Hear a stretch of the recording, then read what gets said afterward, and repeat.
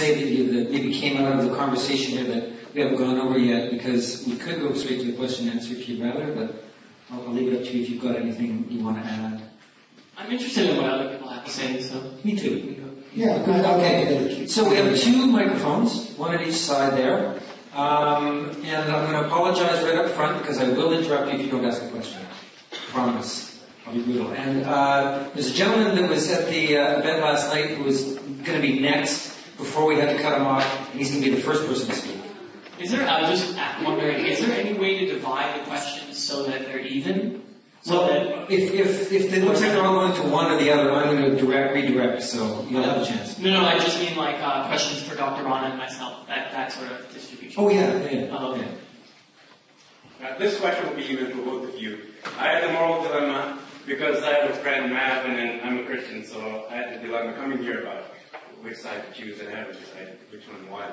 But my question to both of you would be, from a theologian and from an atheistic point of view, we both have the problem of evil and the problem of suffering and the existence of suffering in this known world. So I was wondering, without the appeal to Satan or evil personified or the fall, can you explain that, Dr. Rana? And I'd also be curious to hear the existence of evil from an atheistic point of view. Thank you. Dr. Rana, do you want to take that first? I'm not sure specifically what I'm supposed to address with regard to the problem of evil. Where does evil come from? Is that what you're asking? Elaborate on that. Yeah, well, I think one way to understand evil is that it's the absence of good. That I think this was Augustine's approach, is that evil is not a substance or a thing, but rather it's the absence of that which is good. So that's how I would understand evil. I'm not sure if I'm addressing your question, but... How is it compatible with the Christian worldview? Because that's what the atheist would say is a contradiction, having suffering and having a benevolent God. Oh, I see. Okay. Yeah, well,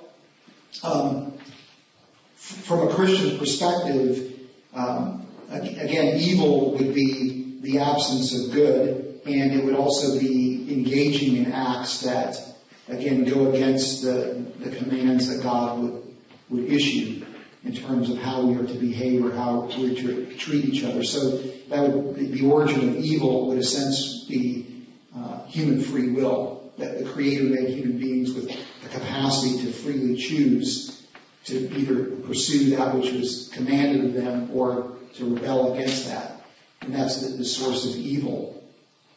And in terms of pain and suffering, we tend to think of pain and suffering as bad, but they're actually very important. If you don't have pain, that's not a good thing, because pain leads to avoidance, and so I don't see that pain and suffering are necessarily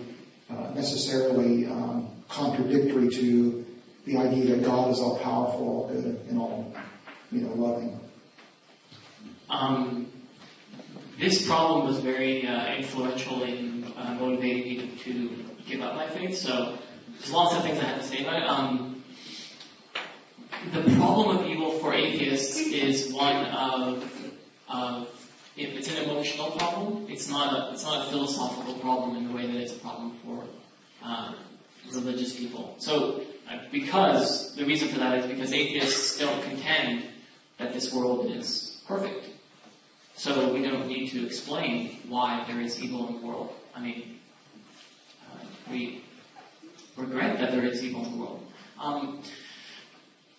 The responses that Dr. Rana gave were that there is no evil, essentially, because evil is the absence of good, which is just sort of a word game. I mean, then the problem becomes the problem of the absence of good, as opposed to the problem of evil. But then another problem with that rhetorical move is that evil clearly isn't the absence of good. Pain is a positive feeling. It's not merely the absence of... suffering is a positive feeling. It's not merely the absence of all feelings.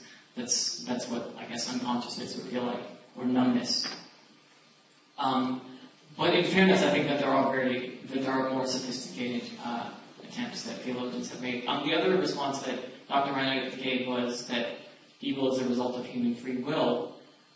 which even if it were true that all evils that human beings do to one another is a result of their rejection of God, that still leaves unexplained the entire history of natural evils. So rocks falling on people in earthquakes or people dying in floods and things like that. It seems strange to suggest that those are the result of human free will somehow. Okay. Next.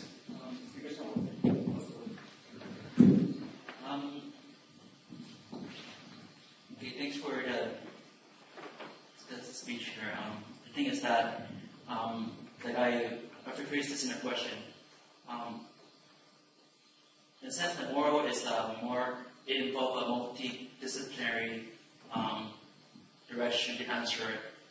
You can't really answer the existence of moral through a theologian perspective or just purely science perspective. You require archaeology, statistic, mathematics, in every discipline that you think of to back it up. So to say that moral does not exist through a theological perspective is, I would say in my personal way, is inconclusive. Or conversely, in the science perspective, purely science perspective, to define the existence of moral or non-existence of moral is not inconclusive. Do you have a question? Yeah. So I just think that. So my question is to the speaker is, what do you like? Would you agree that from this debate here, you require more other discipline, for example, more in detail, like for example, let's not require more statistics, more math, more archaeological expert, for example. So are there more things out there yet? That's right. To explain morality. Is that to Dr. Rana? To both. To both, okay. Yeah, I would agree that there's so much that I don't know. I mean, my main intention in coming here is not to teach anyone anything, but to understand better what other people think. So. Yeah, well, and it's hard to disagree with your statement. I think with something like how do you understand the nature of morality, the origin of morality, the more perspectives that you can bring to bear on the question, I think the fuller the understanding that we're going to have. And so that's why I'm not fundamentally opposed to the ideas that Sam Harris has about using science as a way to try to gain insight and understanding to how we ought to behave.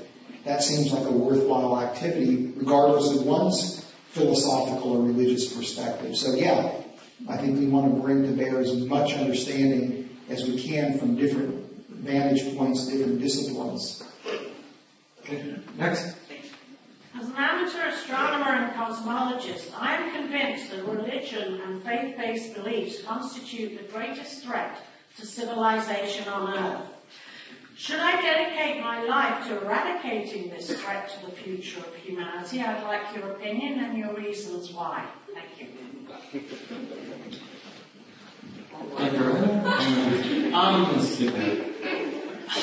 It would be so tragic to live in a world without religion, because then we wouldn't have these conversations. No, I think a point that I wanted to make that I had to cut out, unfortunately, was that the problems with religion aren't because of the fact that it's religion. There are human problems with religion, which have to do with, for example, our impulse or our desire for authoritarianism, our desire to be told sort of like what's right or wrong, without needing to reason it out with other people. So to say that somehow religion is the greatest threat to humanity or like science, I think is like gross. Human beings are the greatest threat to humanity.